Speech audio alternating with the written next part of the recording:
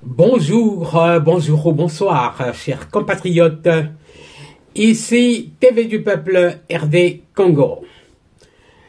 Voilà un flash informatif concernant les affaires étrangères avec Thérèse Kayikwamba Wagner. Alors, c'est pour vous dire que la ministre des Affaires étrangères, Thérèse Kayikwamba, a révolutionné les affaires étrangères, chers compatriotes. Imaginez, avec toutes les victoires engrangées, maintenant, dans le domaine des passeports, maintenant, on peut les obtenir en ligne. Donc, on peut payer en ligne avec une carte ou alors quand on n'a pas de carte, on peut se rendre dans une banque pour payer. Et quand on a les formulaires, on peut les introduire sans donner un seul sou. Maintenant, c'est pour combattre la corruption, les pots de vin et consorts. Voilà, j'ai 2 vidéos là-dessus que je vais vous proposer. Même le premier exemplaire du nouveau passeport a été obtenu par le président de la République. Qu'est-ce qui change aussi? À Kinshasa, par exemple, il n'y aura pas qu'aux affaires étrangères où il y a une salle de capture.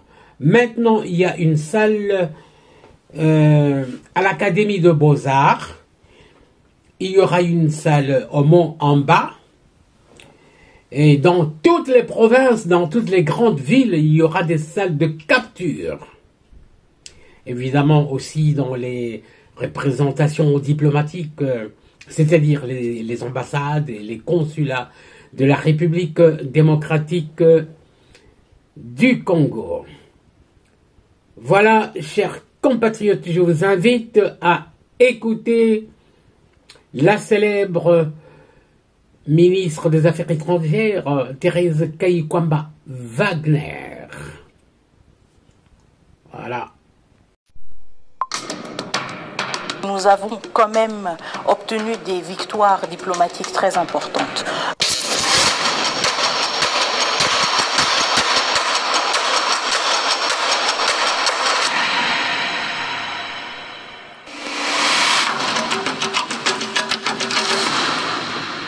En tant que ministre des Affaires étrangères d'un pays membre non permanent du Conseil de sécurité, c'est notre attachement à l'ordre international, notre attachement au multilatéralisme.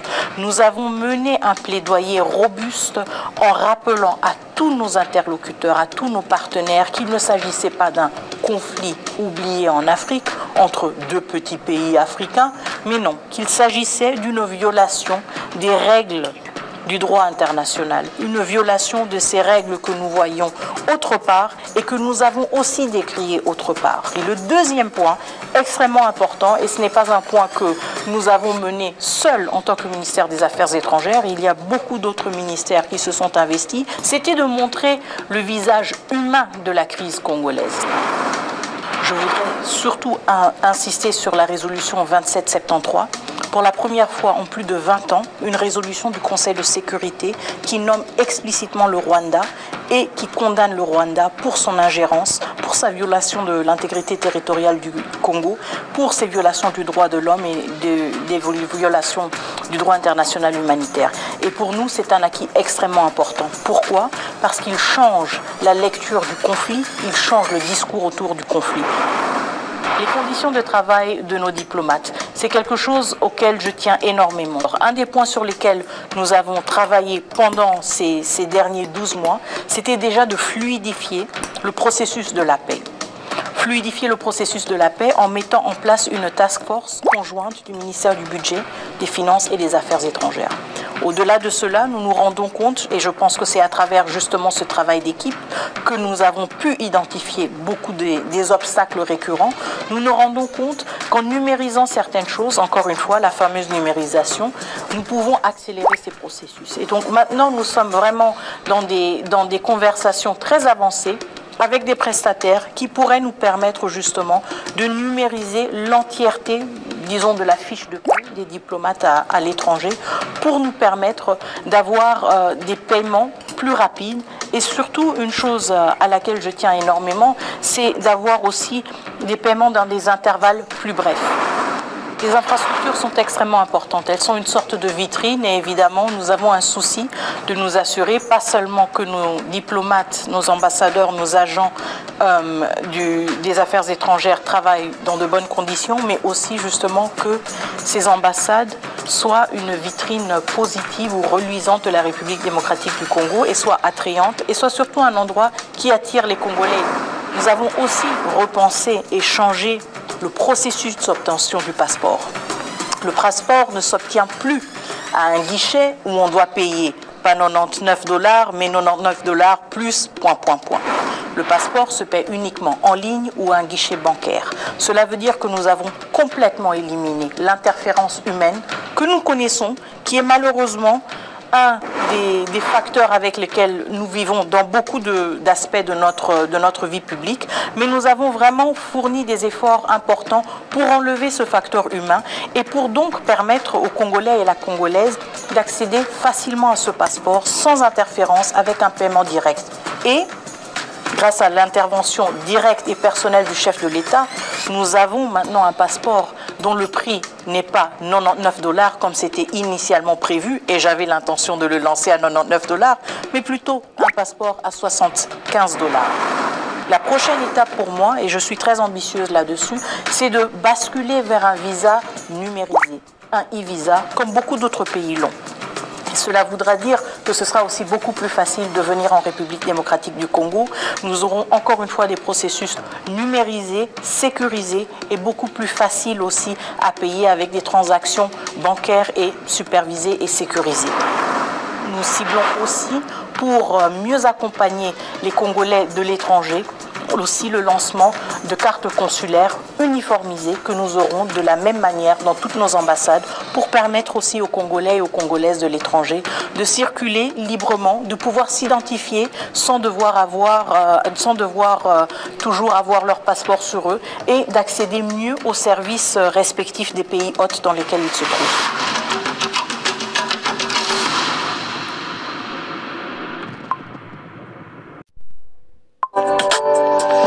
Ces données auprès du ministère des Affaires étrangères. Voilà donc les véhicules du cortège du président de la République viennent de faire leur entrée dans cet Institut national des arts qui reçoit le centre de capture des affaires étrangères où le président de la République, Félix-Antoine Tshisekedi, va recevoir ce premier passeport, lançant ainsi la production de nouveaux passeports pour les citoyens de la République démocratique du Congo. Un passeport totalement sécurisé. Vous avez reçu les informations tout à l'heure de monsieur Christian Tabou, qui est de dermatologue, prestataire choisi pour la production de ce passeport. On va encore garder monsieur Christian Tabou sur place pour quelques informations supplémentaires. Monsieur Christian, alors que le président de la République, Félix-Antoine Tshisekedi, est en train de descendre du véhicule, on imagine, oui, effectivement, le président de la République, Félix-Antoine Tshisekedi, est sorti du véhicule. Il est donc arrivé sur les lieux pour l'obtention de ce passeport qui lance en fait la production de ce nouveau passeport. Il est bien accueilli par la ministre d'État, ministre des Affaires étrangères, et le protocole restreint qui est choisi donc pour l'accueil du président de la République pour cette cérémonie que la radio-télévision nationale congolaise vous retransmet en direct depuis ce lieu. J'étais en train de dire, monsieur Christian Tabou, que la production du passeport est-elle exclusivement réservée à Kinshasa? Vous êtes en Chine, vous vous faites enregistrer, vous avez besoin d'un passeport. Il faudrait attendre absolument que la production du passeport vienne de Kinshasa. Est-ce qu'il y a une raison spécifique? Non. En fait, nous avons ceux qui sont de la diaspora, qui sont à l'étranger. Il ne faut pas oublier une chose. La République démocratique du Congo est représentée presque dans 100 pays. Alors, vous avez les ambassades. Généralement, ceux qui sont... Merci beaucoup.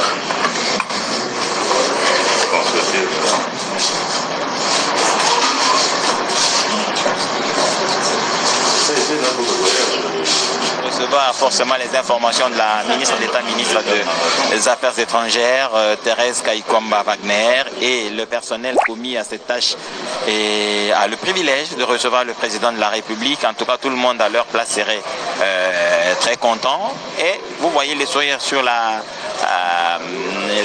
figure de la ministre d'État, ministre des Affaires étrangères. Elle est donc en train d'expliquer au président de la République qui est donc arrivé pour recevoir ce passeport et donc lancer ainsi la production de nouveaux passeports. Le président de la République lui-même a esquissé un petit sourire.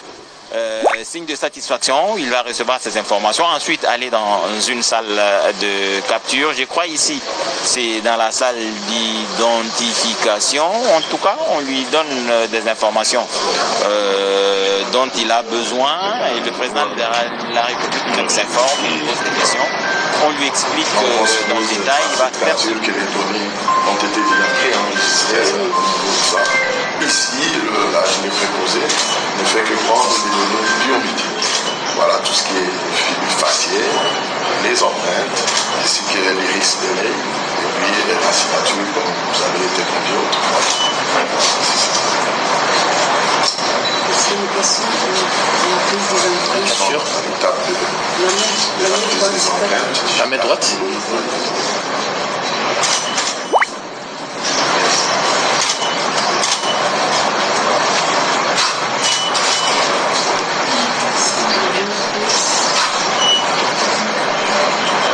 C'est bon.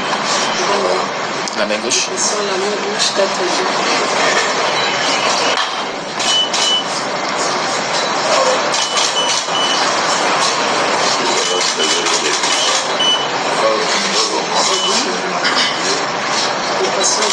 Je peux me lever? Oui, c'est bon. Merci beaucoup.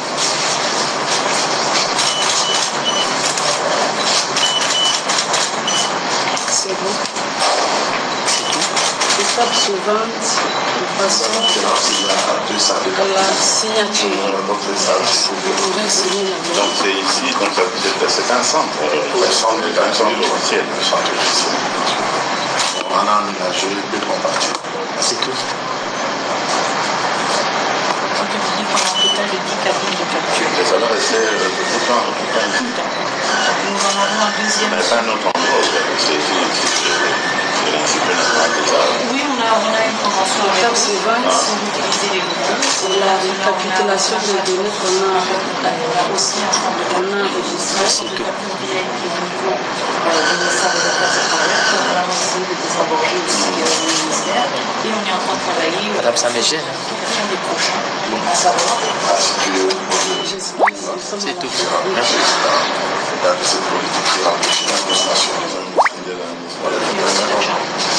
Les gens sont moins en bas les 2 imminents. Et on va continuer de cette année pour essayer vraiment de décentraliser le tout et désengorger ce processus. Merci, Excellence. Excellence. C'est bon? Merci bien. Nous sommes à la fin de la réunion du requérant. Très bien. Merci. Félicitations. Merci. Alors,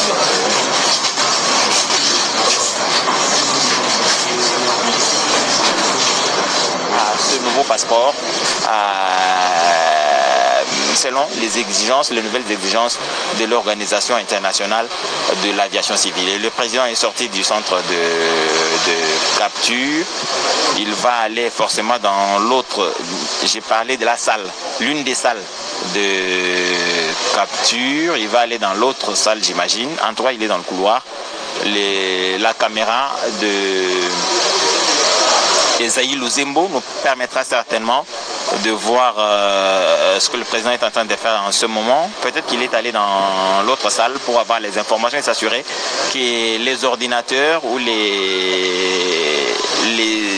machines de capture sont en nombre suffisant pour pour accueillir les nombreux requérants de ces documents d'identité très importants pour l'immigration à travers le monde. Et après cette visite dans les salles des captures, le président va se rendre dans la salle réservée à la réception de passeports. Dès que vous avez fini ceci, vous avez obtenu des agents du personnel sur place la date possible où vous pouvez retirer votre passeport, où vous êtes rentré chez vous, à l'échéance, vous revenez.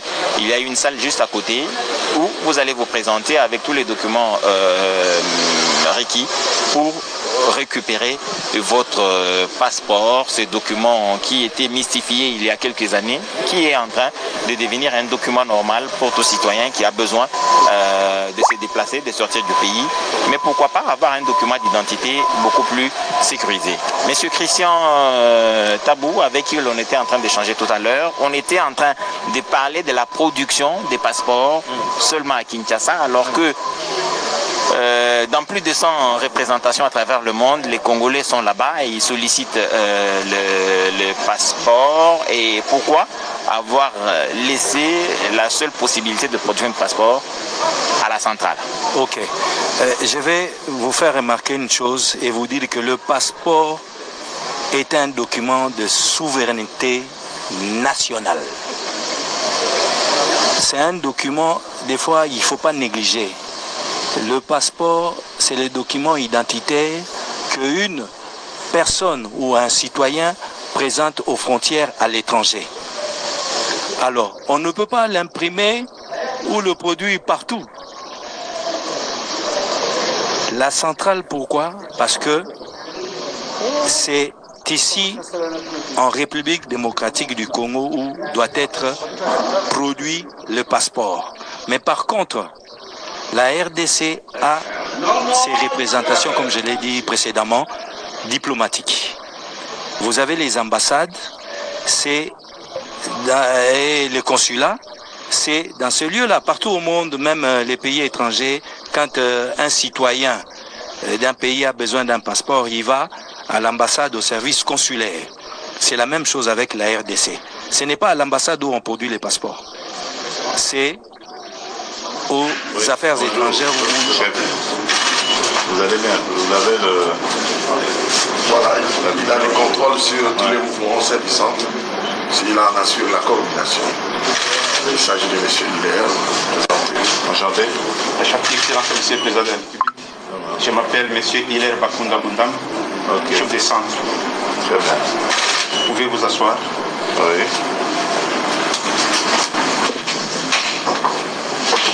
Merci. Excellence, nous avons l'honneur de vous recevoir aujourd'hui dans notre bureau à l'occasion des remises officielles de votre passeport biométrique. Avant de vous remettre le passeport, je me fais le devoir de vous expliquer les biens fondés de ce passeport en ce qui concerne la sécurité.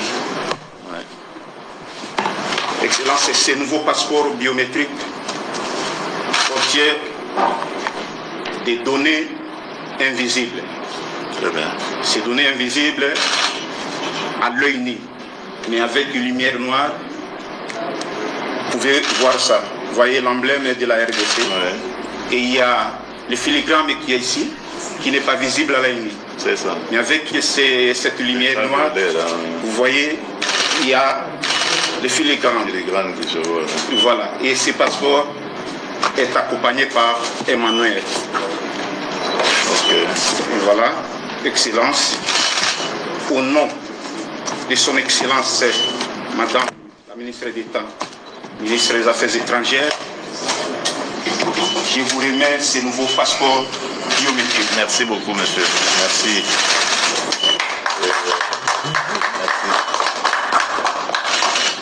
Merci beaucoup, en tout cas. Vous qui êtes sur la radio-télévision nationale congolaise, vous avez le bonheur, mais surtout ce privilège de voir ce nouveau passeport, ce spécimen, en tout cas celui du président de la République. Il est donc en train d'être présenté en ce moment. Vous le voyez, c'est celui du président de la République. Félix Antoine Tshisekedi Tshilombo a reçu son passeport, en tout cas, nouveau format, très sécurisé, comme M. Christian Tabou venait de nous le dire tout à l'heure. Le président est en tout cas le premier à le recevoir et il ouvre donc la chaîne de production de ces passeports pour chaque pays qui, en ce moment, désire avoir DGI. Voilà. Donc vous avez le code de DGI du code du livre. Avec un passeport, vous avez maintenant l'accès sécurisé. Alors, Et DGI, ça veut dire qu'on a payé. Oui. Non, là-bas, on ne paye pas. Ouais. Vous avez les codes gratuitement. On vous le donne gratuitement. Oui. Lorsque vous accédez, vous avez maintenant accès aussi. Vous avez l'accès aussi. On vous demande ce code. Oui, on vous demande maintenant les codes là. Vous allez maintenant introduire les codes. Ok. Là, vous avez la page des formulaires. C'est ça. Vous remplissez les formulaires et vous l'envoyez. Avant de l'envoyer, vous avez une page où vous allez payer. Soit vous voulez payer en espèces. Vous prenez ces formulaires et vous allez avec à la banque. Vous payez en espèces. Si vous voulez payer ça via soit MPSA, soit Orange Money, soit en ligne avec votre carte bancaire, alors là, vous faites les choix. Vous allez payer. Et vous aurez maintenant le code qui est avec les formulaires là, vous imprimez, vous amenez ça maintenant à l'année pour l'identification. Et là, vous allez attendre encore un rendez-vous pour passer ici au centre des captures. Lorsque vous avez les rendez-vous, vous passez ici pour la capture. Après, on va vous donner encore quelques jours, vous aurez encore les rendez-vous pour repasser, récupérer votre passeport ici au centre. Très bien. Ça va, c'est très bien. Merci beaucoup, monsieur, et bon travail. Merci beaucoup, Excellence, c'est le président de la République. Merci beaucoup. Installer un autre centre. Et après, nous allons l'installer aussi dans le district de Moamba. Ça, c'est très... Oui, ça, c'était pour la ville de Kinshasa. Et en province, nous aurons un centre à Matadi, Mbujimaï, Kananga, Lubumbashi, Lualaba. Éventuellement, il y a un centre qui existait déjà, Bukavu, et vers la province orientale, oui. Et progressivement, nous allons atteindre toutes les provinces. Progressivement, vous allez atteindre toutes les provinces. Ah, là, le président de la République a reçu son passeport et il est en train de sortir. Forcément, comme il n'est pas prévu des prises de parole, le président de la République va certainement sortir pour partir. De toute façon, la caméra d'Esaïe Zembo va nous permettre de voir où se trouve le président en ce moment. Dans l'entretemps, les informations dont on avait besoin sur la production de ce passeport sont arrivées à vos oreilles, mais aussi les quelques détails qui nous restent, c'est de savoir, il y a des provinces qui ont plusieurs grandes villes. Est-ce qu'il est envisagé l'installation des centres dans toutes ces grandes villes où il y a une sorte d'itinérance à organiser ou à prévoir? Ok, selon la vision... Voilà pour finir, chers compatriotes, nous parlons brièvement de Martin Fayulu, chers compatriotes. Eh bien, Martin Fayulu, il y a 2 ou 3 jours, oui, pas un jour en tout cas, il a parlé, il s'est adressé à Corneille Nangaa et à Joseph Kabila, Kabange, comme nous nous sommes habitués à l'appeler, tout en sachant que réellement il s'appelle Hippolyte Kanambe Kazembere ou Kazemberere. Voilà. Il demande à Kabila, tel qu'on l'appelle maintenant, mais il est alias, de quitter Goma. Il demande également à Corneille Nangaa. En fait, à la fin, il dit qu'il veut être reçu par le président de la République, le président Félix Tshisekedi. D'accord. Il a été félicité par les uns et les autres, qui se sont dit que, bon, en ce moment, comme nous sommes en guerre, il faut être unis. Il n'y a pas les pro-gouvernement et il n'y a pas les opposants, nous sommes unis contre l'ennemi que nous devons chasser du territoire congolais parce que la balkanisation, elle est à côté, elle est en marche. Joseph Kabila aurait payé beaucoup de militaires, ce que nous avons vu sur les réseaux sociaux là. Bon, il a essayé de corrompre certains Ouazalendo qui ont refusé, qui ont même fusillé le colonel qui avait amené l'argent avec. Mais il faut se mettre en tête aussi que il y aurait, parce que c'est comme aller à la pêche, hein. Il a lancé plusieurs hameçons. Joseph Kabila est en train de débourser beaucoup d'argent pour acheter des rebelles sur place. Il y en a qui vont accepter, peut-être qu'il y en a qui ont déjà accepté. Donc, nous devons nous préparer en conséquence, ou nous devrions dévancer. Pour revenir à Martin Fayulu, chers compatriotes, il y en a qui se sont dit, et voilà, Martin Fayulu se rapproche du président de la République, eh bien, pourquoi pas dans le nouveau gouvernement de cohésion nationale, qu'on puisse le nommer Premier ministre ou ministre ou vice-premier ministre, comme certains le disent. Et chers compatriotes, nous ici, à TV du Peuple, RD Congo, Symphorien News, eh bien, nous faisons cette remarque que Martin Fayulu est passé sur les chaînes européennes, je pense France 24 ou TV5. Il a montré que il n'a pas pardonné au président Félix Tshisekedi, s'il fallait même lui pardonner, parce que pour lui, sur son compte X, il se fait toujours appeler président élu, et quand on lui pose la question, il dit que oui, il est toujours le président élu, parce qu'il ne croit pas à ces élections-là. Même les élections de 2023, il n'y croit pas, cher compatriotes. Et quand on lui demande qu'est-ce que vous direz au président de la République, il dit que il va lui dire de tenir en compte, d'unir tout le monde. Le processus de Doha, de Luanda, de Nairobi, et le processus de la Cinco, le processus du président de Togo, Faure Gnassingbé, qu'il faut réunir tout ça en un seul processus. Eh bien, chers compatriotes, comment est-ce qu'on peut faire confiance à quelqu'un qui est ami des évêques qui sont partis trouver Paul Kagame, qui ont été financés par Paul Kagame? Comment est-ce qu'on peut faire confiance, même s'il a crié sur Joseph Kabila et Corneille Nangaa, maintenant il répète, il réitère qu'il tient beaucoup à la Cinco, les amis de Paul Kagame? Eh bien, nous n'avons pas confiance. S'il faut peut-être lui donner un poste, il faudra être très très prudent. Très très prudent.